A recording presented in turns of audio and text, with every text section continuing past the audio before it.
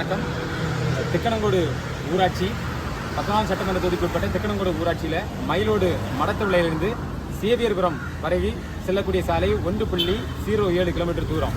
இந்த சாலையை செப்பனிடுவதற்காக ஒப்பந்தம் போடப்பட்டு 6 மாத காலத்திற்குள் ஒப்பந்தம் போடப்பட்டு பணி நிறைவடைய வேண்டும்.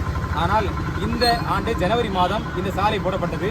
ஆனால் தரம் குறைந்து மிகவும் குறைந்த தரத்தில் இந்த சாலை போடப்பட்டுள்ளார். இவ்வளவு நாளத்திற்கு ஏறத்தாழ 5 மாத காலத்திற்குள் இந்த சாலை பெயர்ந்து விட்டது.